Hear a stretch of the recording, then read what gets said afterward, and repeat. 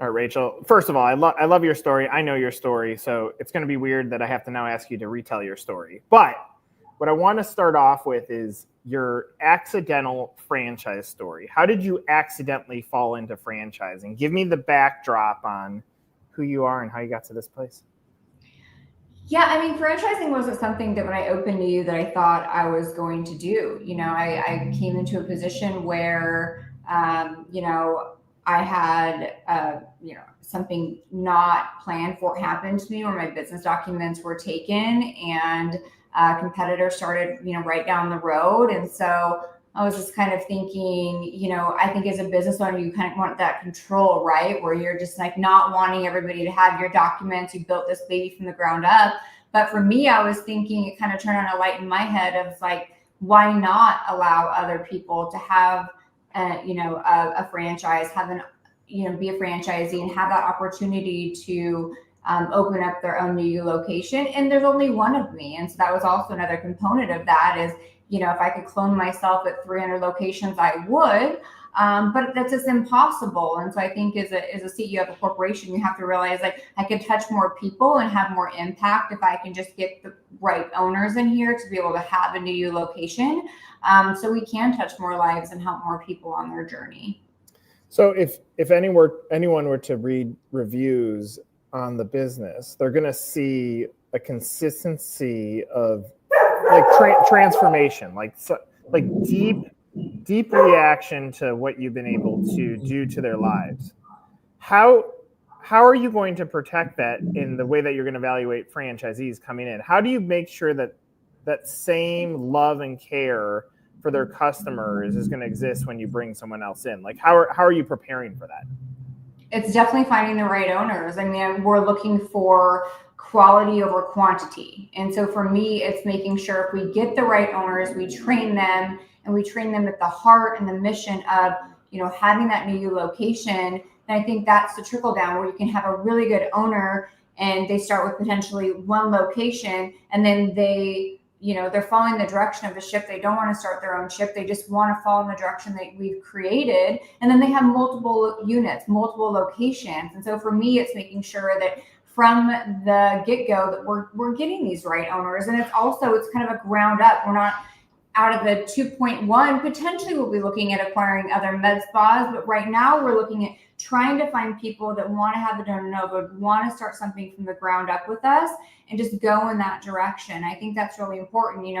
Acquiring a med spa out of the 1.0 phase would be a lot harder just for the fact that there's going to be a little bit more cleanup and training of how to potentially run an operation successfully. And so for us, it's looking at making sure that when I always say, at least in my business, I'm slow to hire, quick to fire. Same exact scenario when it comes to a franchisee. When we slow at bringing in these franchisees, because I'm really looking for the person, we could teach everything else, but you can't teach how somebody is going to follow the direction of the ship.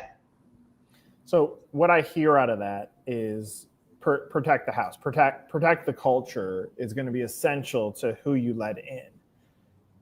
I would imagine that's part of the magic of how you were able to create a point of differentiation in the marketplace. You and I talked about it, that there are many med spas. So technically your competition is quite wide. But when you look at unit performance, which we're not going to get deep into the financials until the FDD is completely final. But you look at the success of what you've built, success is clearly there in what the performance of the business is. So how did you take this different approach in culture? How did you create a point of differentiation? How did you stand out in a marketplace that did have competition in it? I think I went about it in a little bit of a different way. I think, I always say there's determination, discipline, and delegation. Those are my 3 Ds that I follow when I crafted the business. But as far as I looked at the business in a different regard, instead of everybody, I feel like on the corner has a med spa. I went a wellness approach. I went a women's health approach. And I feel like if you look at the female in particular, we primarily take care of women. If you look at the female and you treat her on the women's health side, you treat her hormones, you focus on her weight, you focus on her inner beauty, her outer beauty is going to follow second. And so I kind of took it a little bit of a different approach. We're now in the industry. 5 years later now from when I opened, that's now commonplace. When I started 5 years ago, a lot of people weren't utilizing this concept. They were starting more, they'd have a med spa, but they weren't really thinking on the women's health side or the holistic side or the weight side of things.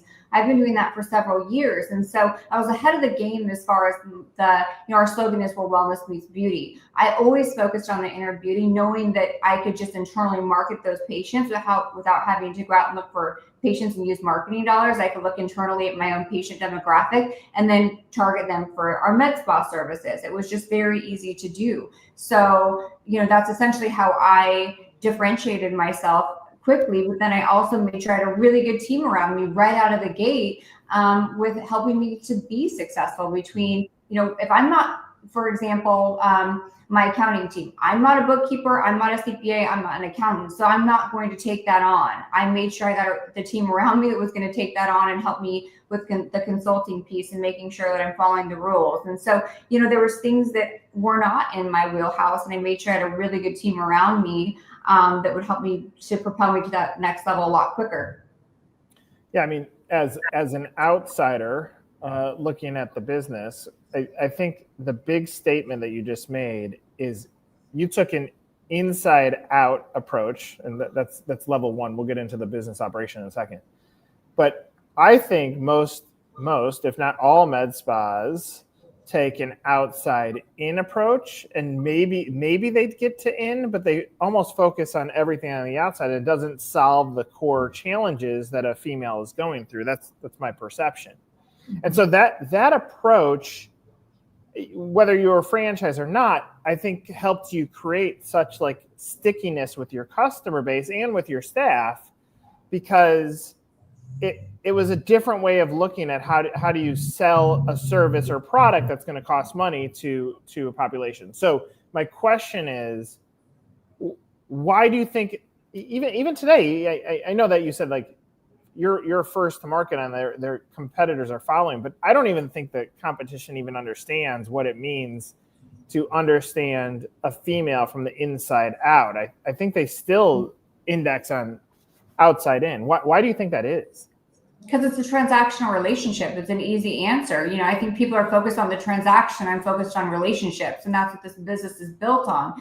If you really pay attention to your patients and you really focus on the relationship aspect, everything else is going to be the trickle-down effect. They're going to trust you. They're going to respect you. They're going to know that this is way more than a transactional relationship. I'm not out there to get the sell for just today. I'm looking for a lifetime patient. I'm looking for somebody that I want to treat, the sister, the mom, the entire family. That is how I built New You, is one patient referral at a time. That is the best compliment that I can get as a business owner, is that I'm taking care of generations, and that says something. And so I think that that's the big differentiator between me and potentially other businesses that are out there, whether they're in the franchise space or not. We are kind of the first market when it comes to looking also at a women's health practice that's franchising. That's very unique because that's not been done to date. And so for us, we decided that I can touch way more people. And if I ingrain in these franchisees that focus on the patient, focus on the relationship, if you can build that out of the gate, you will be successful, because they're going to trust you and they're going to tell all their friends and family to come and take care of you. I pay attention to the details. The money is in the details in a lot of regard to that. I pay attention to, what do my patients drink when they come in? Do they want spa water? Do they want bottled water? What music do they want to listen to? We offer them a comfort menu. This is a 4 seasons approach that when they come in, it's very unique from that initial encounter. And patients pay attention to that, because customer service, there is really not a lot of great customer service that's out there. So when you come in and you get pampered, or even for a GYN appointment, you're getting a hand paraffin when you're like getting your pap done. Who the hell does that? And so for us, it's a different approach, but patients know that it's in the details, that they're choosing to spend money to come and see us because they're getting all of these other services that we're really not charging for. I don't charge for a comfort menu. It's part of coming to you. That's the unique experience. I think you're in a unique position because, one, in franchise brands, I don't think there's a lot of leaders who are actually female that actually lead the businesses. Like, the business is so good that a guy can come in here and say, I'm going to operate this thing, but you being in tune with these like micro details end up being so important. But I would imagine for you to get to this point of how you approach customer service, it has to be built on your life story, that you were missing these things in your life. You're like, why can't a business give this back in a category that is really, really, really sensitive, right? Right. I mean, for me, you know, I developed cervical cancer at a very young age. I went through menopause at 32, and I'm going to be 43 here in a few months. And so for me, it was finding this void in healthcare where hormones were not discussed. Nobody would put me on hormones if I found the right clinician who would do that. And so I started looking at, I gained 40 pounds and I was like, my hormones weren't being addressed. I gained 40 pounds. I felt horrible. And then I was aging at a very fast pace. And then I was like, oh my gosh, I don't want to look like I'm 90 years old. I'm in my 30s. Like, this is insane. And I really had to find and craft this model that could take care of the whole patient, because this didn't exist when I started NewU. And, you know, it was very interesting when I started it because, you know, I was on hormone therapy and I didn't know what would happen. It was very hard to find lending because this hadn't been done before. So going to a bank asking for a loan on something that hadn't been designed before was very, very hard. I got a lot of no's, and I don't care if somebody gives me a no. Somebody's going to give me a yes, because I'm not going to give up until I get my yes. And so I found the right team and I was able to launch this, but it was because I wasn't having this done, and I was done with the cattle approach and healthcare of running women through, like, just on to the next, and not spending time with your patient. And I knew if I followed my own approach and never moved my moral compass, the business would be just fine. This is an inside out personal question, but do you ever give yourself permission to pinch yourself on how far this has come? Obviously, like you have a whole new chapter that's going to be written in franchising, but do you give permission to pinch yourself on what you've accomplished? It's super interesting. So actually, it's one of my weaknesses. I feel like there's different price tags on people, right? And I feel like, number one, I don't have a price tag. That's why I didn't sell out to private equity, because if you don't have a price tag, nobody can buy you, right? And so that was one of my biggest things is I don't have to move my moral compass. But when it comes to accomplishing, for example, I passed legislation a few years ago in our state for breast MRI for women, and it took me a few years to get that across the finish line. However, I got the news, I got the call, it was signed into law, and I had a patient to see a few minutes later, right? So I went out to dinner with a few close friends, and I think that I just, when you keep driving forward, sometimes I don't give myself that moment of, well, that was pretty cool what you just accomplished. But I feel like my time on this earth, because I've had cancer twice, I know is limited. It's just everybody's number is going to be called at a different point. And so I have work to do. I have a legacy to build and a legacy to leave behind when my time is up. But I can guarantee you one thing is I'm not going to stop, and I have my faith and I have courage and I have a lot of determination and grit to me that I'm not going to stop until I finally feel that my work on this earth is done. And whenever that might be, I'm going to keep pushing hard.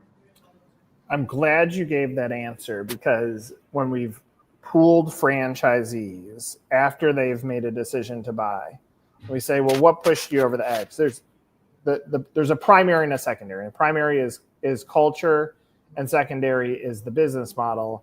And on the culture side, it's believing that the person or the team that you're investing your life savings into is going to truly have your back. And what we just heard from your answer, like when you're talking about legacy, when you're talking about being grateful for the shortness of life, then the decisions that you make are with a North Star that comes with that moral compass, which means above franchising, which technically in many situations could be seen as dirty businesses.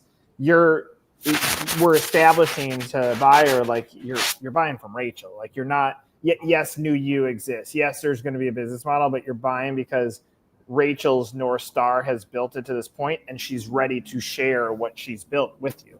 And I think that's awesome. 100%. I think the other component of that is, long-term franchising is its own entity, its own business. It's the biggest beast that I'll ever have. And I've accepted that.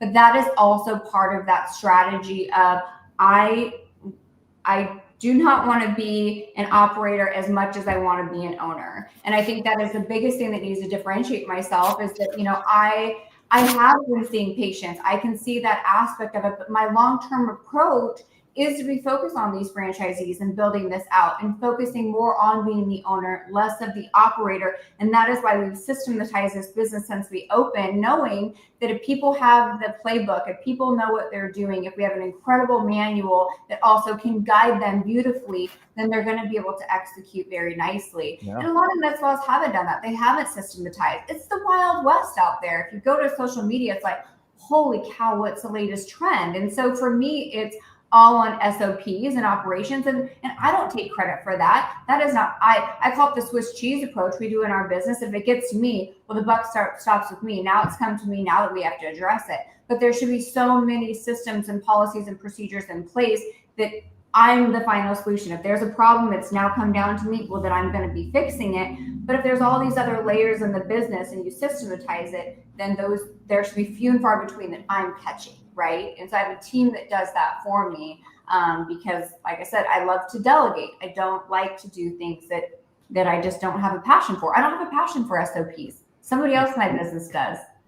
Well, I think the magic of what you just said, though, is you've operationalized the med spa. We've obviously hit on the emotional side, but the operational side of the med spa means now when a franchisee buys in, there are playbooks and structures on what they can follow. And I think the industry an SOP is built around like a product that you're buying from a manufacturer that can solve hair removal or Botox or whatever.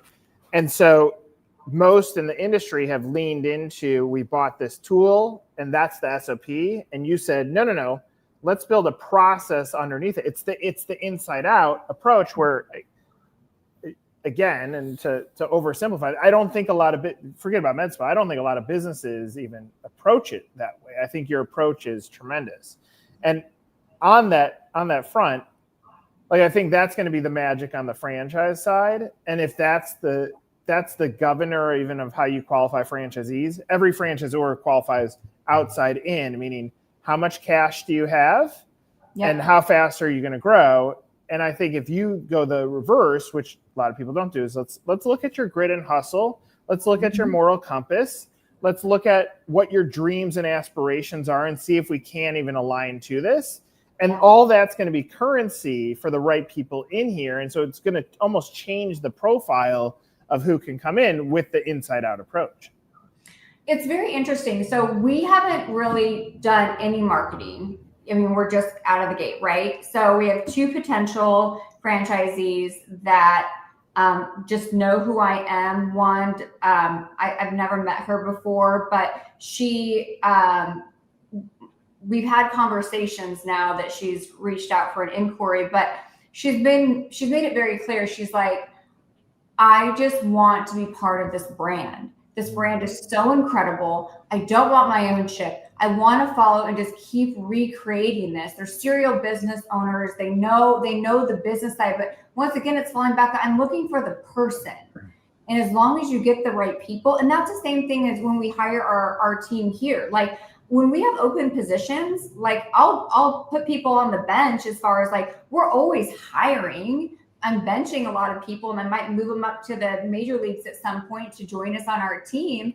But out of the gate, we're always looking for top talent. I'm never going to fill a position here with a warm body. I refuse to do so because it's all about culture at the end of the day. One bad egg can destroy it for any business. And so those people come and go very quickly in our business. And so even at the reception level, people don't realize a receptionist can make or break your business. Who's answering the phone before they even get to the back with us? And so it's really making sure, I think, that you recruit top talent from the franchisee all the way through to, the reception level. With all these great, like everything you've talked about is tremendous from a foundational standpoint. What's the dream? Where does this go? Like, where do you want it to go?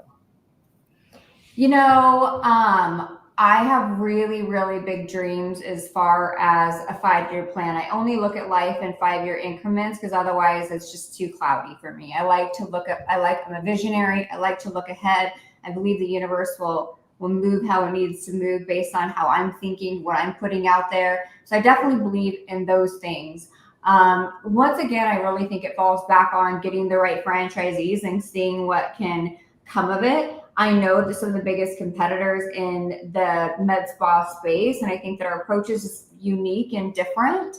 But when I look at a 5-year plan of how many locations I want to have, I've had dreams about how many locations I want to have and potentially, or franchisees we want to have and how many locations I guess they will have. But 300 was that 5-year number that I wanted, as far as I had a dream about it. And, it's one of those things. Will that happen? Maybe yes or no. Some people might say you're effing crazy, that there's no way. I'm fine with that. But you know what? I'm not going to just chase a number.